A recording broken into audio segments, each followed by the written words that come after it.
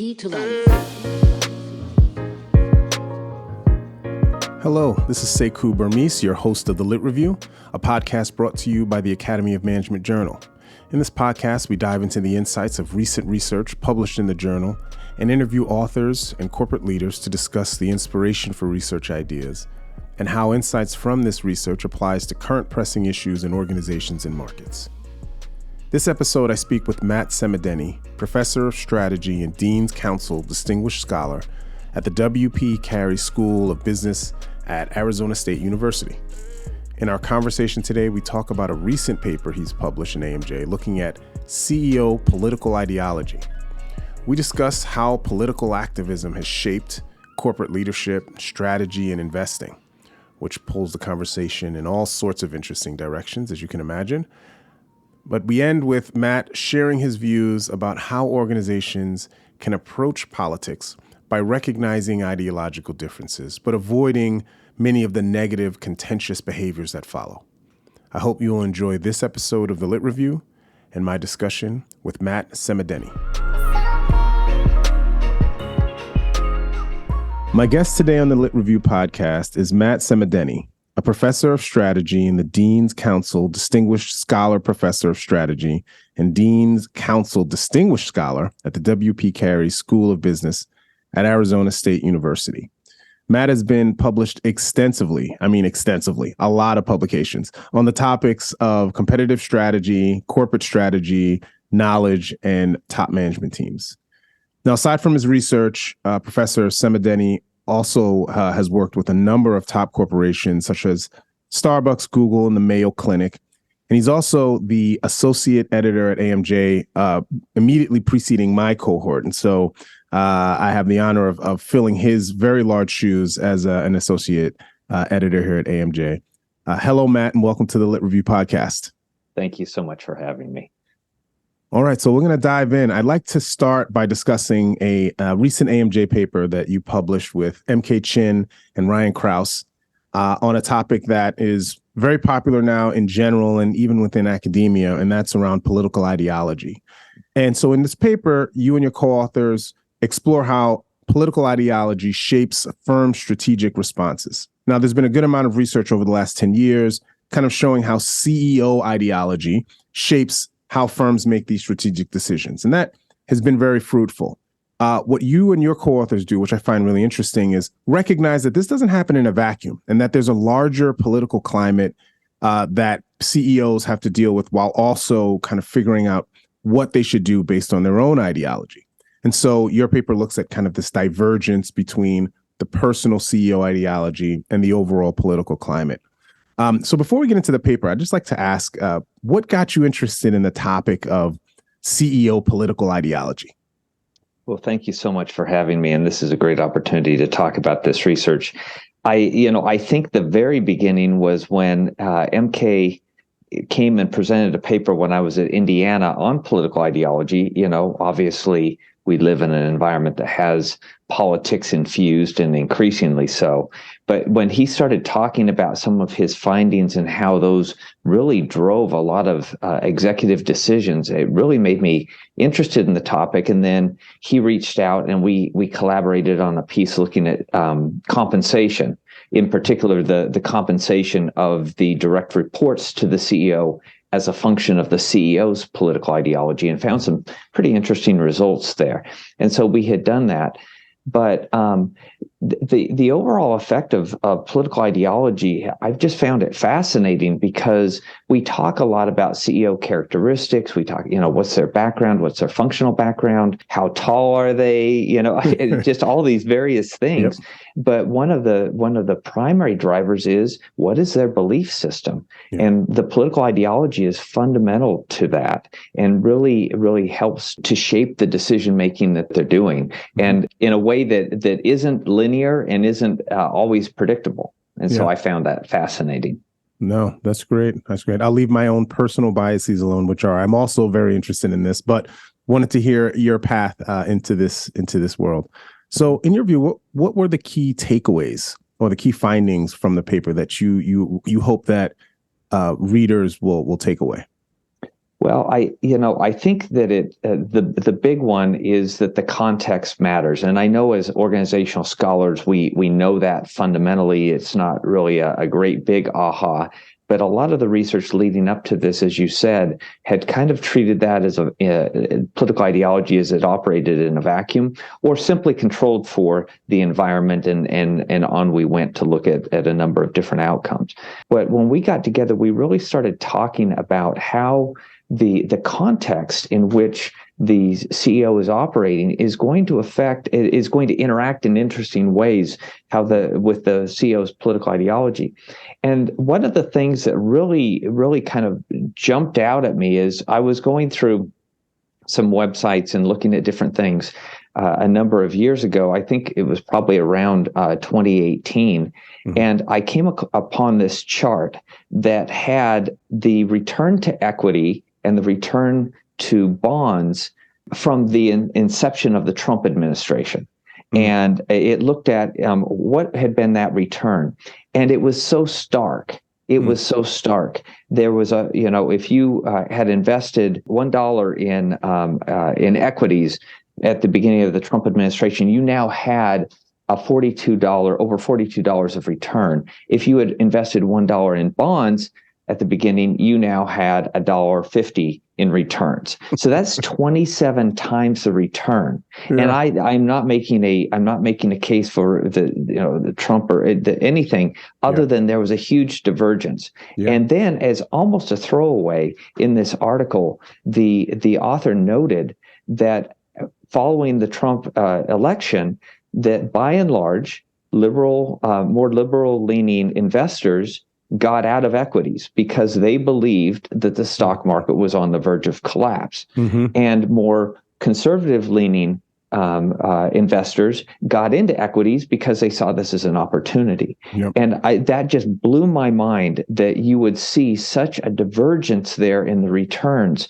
based on just a simple set of means-ends relationships there. Yeah, and it really just kind of blew my mind. And then I started digging in more, and I found that this had happened before during the Obama administration, that when it reversed, and that conservatives largely got out of the equity markets and so forth. And so this kind of captured my imagination that you had that you have this effect. Then in addition to that, we looked at it, it's like, well, does the CEO really believe this? And so we looked at whether or not they could benefit from these returns.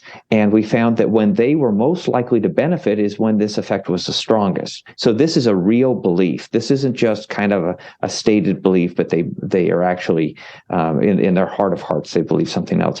And then also that in the industry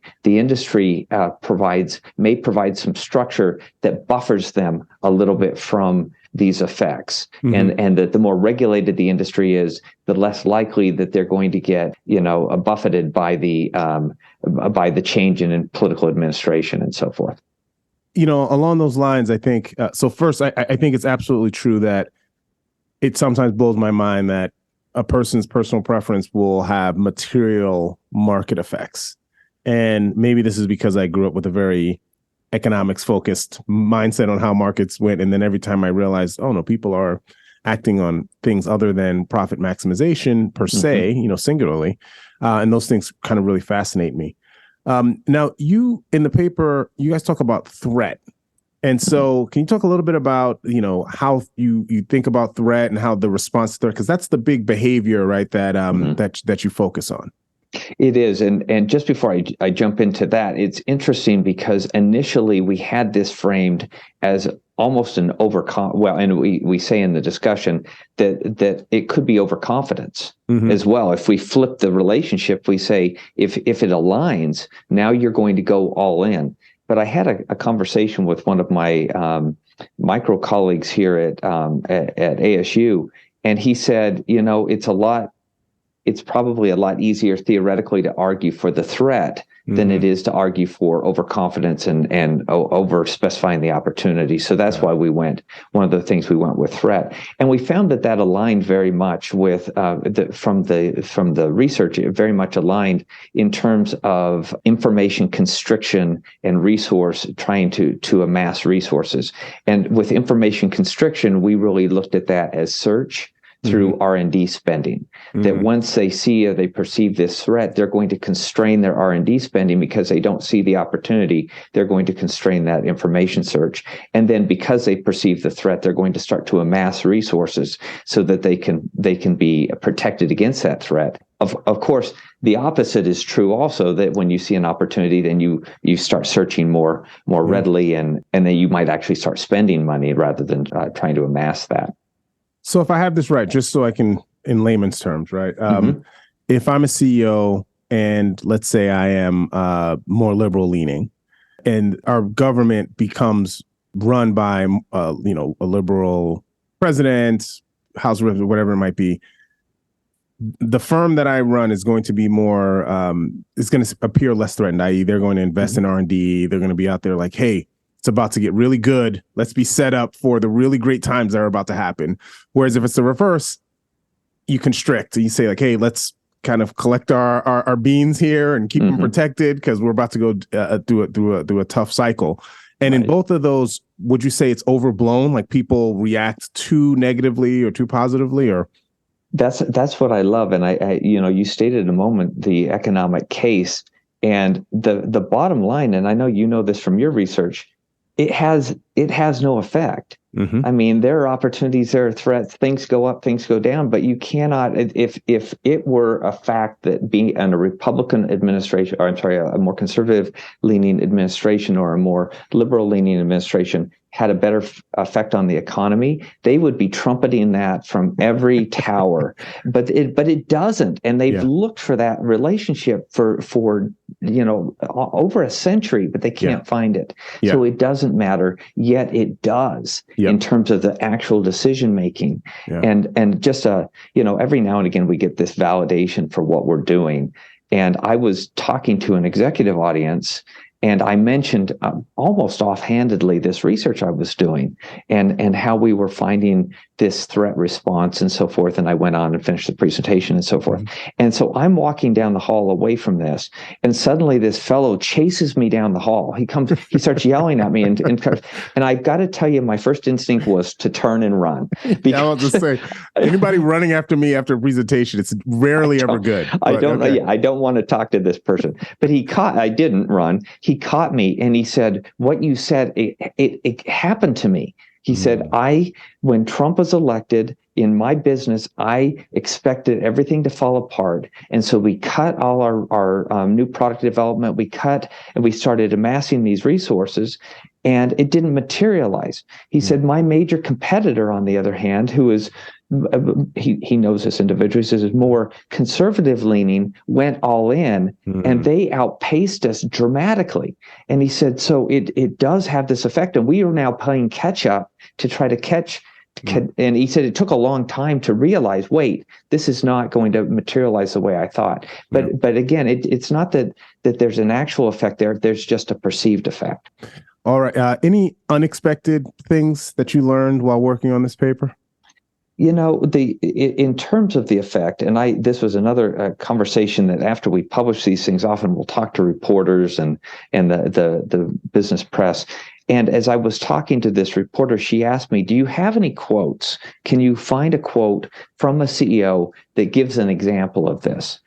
And I thought, well, let me go look. And I went and looked, and I talked to MK and Ryan about it, and we all searched, and we couldn't find any. And so when I went back to her and I said, no, there aren't any quotes, she said to me something that bothered me because it's my research. She said, then this doesn't matter.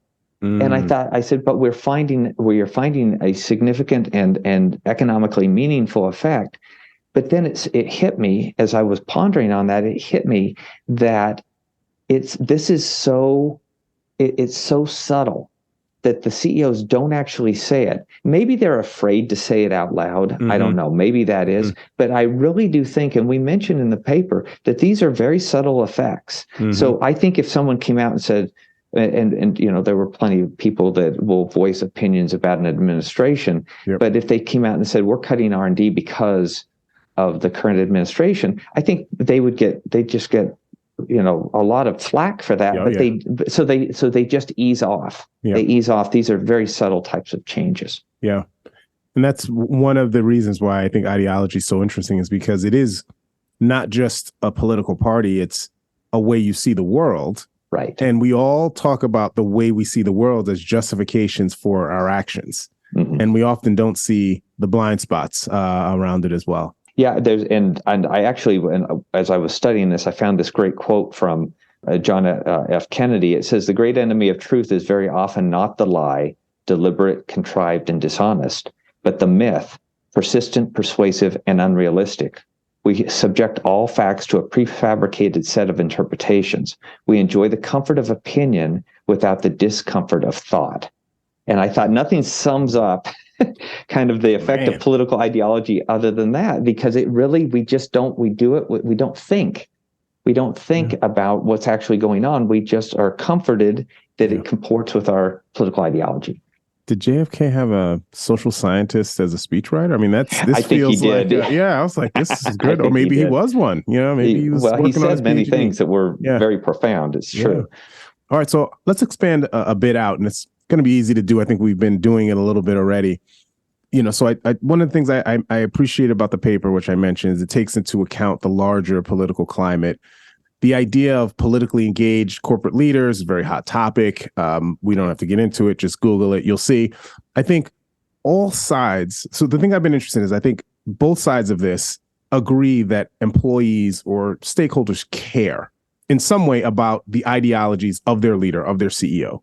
The debate is whether it's good to act on it for the sake of reassuring people, having people identify with you, or potentially alienating people. And so a lot of the debate is, well, this will alienate your stakeholders. This won't. They're waiting for you to say something. And so where do you fall on this debate, having been steeped in this for a while, and in thinking about, if you could, you talk to clients, you talk to CEOs and execs all the time. What do you think of the things that CEOs should keep in mind to guide their decisions about publicly signaling or not publicly signaling their own ideology? This is a great question, and I love it. Personally, I feel that political ideology is this kind of inherent set of contradictions. If you unpack, and I'm not saying left or right, I'm saying both have this set of contradictions that are all kind of melded together into an illogical outcome often. And so when where I see in the workplace that this turns into a problem is when we try to take it as a package, when we try to reconcile the illogic within that, because it's just I don't see it as reconcilable in any tractable way. What I think a CEO and in the workplace can be done is really unpacking the underlying assumptions that we have. And really, at the end of the day, political ideology is just a set of means-ends relationships, a set of assumptions that help motivate decision-making. And perhaps these are assumptions that because we're lazy and we don't want to have to actually think about it. But as you challenge those assumptions, which, by the way, is exactly what we try to do as scholars, right? Yep. That we're going out there and we state the assumption and we say, where are the boundary conditions for that? Yep. Does that hold in all cases? Almost nothing holds in all cases. Correct. And so you can, as leaders, are able to say, we're challenging the assumption of whatever. Yep. I find that it becomes a lot less politically charged. Because people are, I want to believe in my heart of hearts, are seeking truth. They're seeking to live their lives and help society and so forth. There isn't a malicious undercurrent to all this, but when it all gets kind of jumbled up together, it's very hard to disentangle those assumptions. But if you call those assumptions out individually and you think about some of the hot button topics such as economic policy or immigration or just any number, climate change. Yep. I think you'd be hard pressed to find somebody that says, no, we should pollute. Yeah. That's just not, the question really comes around the assumptions Yeah. about where things are, or that we should try to stop human flourishing. That's not, no one's going to, get behind that. But when we talk about those assumptions, and because those assumptions are tied to resource allocation, and as we act on those assumptions, resources are allocated. So let's have a conversation about those allocations and what's driving them. And I'm sure reasonable minds can put aside their political differences and have a conversation. Well, that's where you're optimistic. Yes. A colleague of mine here who was very active here in Arizona in the immigration debate, he sat down, a liberal and a conservative, and they talked about this. And he told me, he said, Matt, at the end of the day, what it came down to in terms of the immigration, they completely agreed on about 90% of it. But the 10% they disagreed on is whether the person should seek asylum while here in the United States, or whether they should seek asylum in another country before they enter the United States. Well, that's a solvable problem. We can, but when it gets kind of rolled up with a bunch of other things, then suddenly now you get the battle lines, and nothing really gets done. Yeah. Well, that's a perfect segue into my next question, which is, kind of moving down from the top level, the CEO level. I think the workplace is probably one of the few places right now where people are regularly interacting with others that do not share their ideology. We become very segregated in our leisurely, recreational, religious, you name it, residential, right? We see a lot of evidence. One of the things you guys talk about is the boundary conditions. So what are some situations where you won't see this threat response from a CEO immediately based on kind of a change of the political climate? I'm curious if you think there are certain policies that organizations might think about implementing to maybe help reduce this level of these contentious ideology-based kind of behaviors, thinking internal to the organization. Right, and I guess it begins again with the fundamental assumptions, and challenging those assumptions, and having some robust conversations. We get into these kind of emperor's new clothes discussions where everybody assumes that everybody around the table believes the same that they do, when often that is not the case. We often try to stifle thought, and the fact is that if we allow for a diversity of thought, if we allow for a diversity of opinion, if we have to give space to this challenging of assumptions, it's going to be less efficient. And I think a lot of organizations just say, no, we don't have time to have that conversation. We're going to just plow forward with these things because we all believe them, when the employees may not. And as you say, as things have become much more siloed, and we don't have challenge to these assumptions, then I think they calcify, and they become even more a part of who we are in our decision making, because we haven't had that opportunity to challenge them. So I see that, and the great thing, once again, from our world, is the easy thing is you test it. Okay, you say X, I say Y. Let's conduct a test, and let the data speak.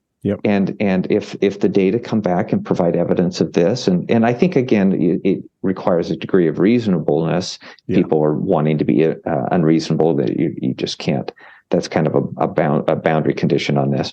But if they're allowing themselves to be reasonable, I think that when the evidence does present and it says, hey, it suggests that assumption is not right, or that assumption is right, then you can move forward with that. Yeah, I get the biggest hindrance, in my view, and I look at some of these things in my own research, is not the ideology; it's the refusal to change your stance when given evidence. And that's the part that I'm just like, wow, the social scientist in me is just like, well, I don't want an ideologue either way, right? And this is where it kind of hurts us, is that we're not able to test things and come back because I don't believe the test, I don't believe the data, I don't believe the premise at all. And so, as academics, I think we try and do this on college campuses. We try and do this. It's also a hot button issue. I don't know how things are at Arizona State with this, but being able to have these discussions within a college campus is even now coming under some duress. Sure. And I think that also one other thing is that has been very, very, very toxic to this whole discussion is the conception of your opponent. I hate to use that term, but the person on the other end of the political spectrum as evil. And I think that once we begin to give certain motive to action, that you're doing this because you are an evil person, you are a bad person, malicious intent, and all of that. It's very sinister in what they're doing. Then it's easy to write them off. Correct. And because it's dehumanizing. And this happens. And I'm saying this happens on the left and the right. It's dehumanizing, and that just there's no excuse for that. There's no excuse for that. But people have their own motivations, but we have to begin with at a place where people are trying to do the best they can with what they have, and a different set of background, a different set of lived experiences will probably yield a different set of assumptions. Well put. I will leave it there. I want to finish us off with two questions that are staples here at the Lit Review. So the first is thinking about what's piquing your curiosity right now. A lot of the research in our field is driven by phenomena that we see that we don't quite understand. And so I'm curious what, it doesn't have to be ideology related. What are the kind of things that really pique your curiosity right now? The one that I just find fascinating, and it's kind of an endless source of anecdotes and things that just in the business press, is the activist investors.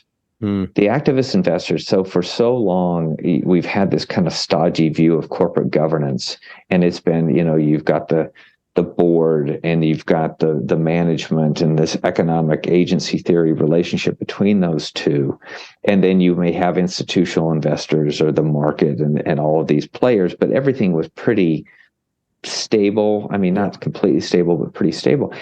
Suddenly, and I don't think they would push back on the term, but we have these kind of almost terrorist, activist investors that come in and really blow things up. Yep. And they're doing it in a way, and it's really changing decision making. And I'm doing some work with John Busenbark on this right now. And one of the fascinating things is as this activist investor presents, that the monitoring, if the board and the management are under attack, then suddenly now you have an alignment between them where you would hope, or economic theory would suggest, that there should be some checks and balances. Checks and balances, a little bit of an adversarial. We're monitoring you, we're watching you, but now suddenly they're all aligned in purpose, and because of this attacker, this activist investor. And I think it's great. It's creating a number of dynamics that I think that present as great experiments to kind of pull back some of these relationships that we've taken for granted in corporate governance. Oh, no, that's very cool. All right. Well, I look forward to seeing what you and John cook up. I'm sure it'll be interesting and empirically very stout. How's a Busenbark joke? Yeah. All right. And anything that you are reading right now for fun? Well, I just, a friend of mine, Paul Godfrey, he just gave me a copy of this book called Clean, and it looks at the history of Ecolab. And Ecolab, from its founding, they didn't use these terms, but it was a sustainable company. They began with the whole belief that their actions should be sustaining not only to their employees, but to the environment and so forth. He talks about this in terms of, using a term from biology of DNA. It was in their DNA. And I think much of the challenge that comes now as a number of these sustainability things are implemented, it's almost like it goes against the DNA of the company. And so you see them not applied well, whether it's greenwashing or whatever it might be, or just in kind of a symbolic way. And what they're looking at with this kind of extended case study is it really needs to be part of what the company is all about from a fundamental level, and you can't just kind of layer it on. And so it's great. And these deep case studies are often fun because you get to see, not just an episode of the company, but the entire trajectory. Yeah. Who's the author? That's Paul Godfrey and Emilio R. Tenuta. And I believe he is the chief sustainability officer at Ecolabs. All right. So even in your leisure time, you're reading nonfiction, deep dives about identity in organizations. I love it. That's fine. Yeah, I'm a boring guy. No, you love what you do. And so, in your spare time, you do it. I do the same thing. Every time I'm reading something and it's organizational or it's about markets, my wife's like, aren't you tired of that? I was like, well, this one's good. Yeah, this one's right. different. Yeah, no one's that's your day this. job. Do something else.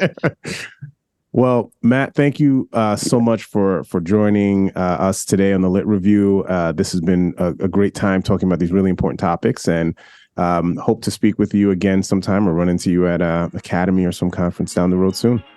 Thank you so much for the opportunity. All right, that's it for the Lit Review. I appreciate Matt for his time, and I appreciate you all for listening. If you like this show, please subscribe to the Lit Review podcast. You can find us by searching The Lit Review, an AMJ podcast on iTunes, Spotify, and other podcast platforms, as well as on the AMJ homepage. You can also follow us on Twitter, where we have a weekly Twitter Spaces show called AMJ Radio Live, hosted by AOM Connect on Twitter Spaces. I'll be joining the show once a month to provide a behind-the-scenes look at the podcast and answer any listener questions. Thanks to the Academy of Management for the support for this podcast. Special thanks to my producer, Holly Fearing, for all of her work behind the scenes.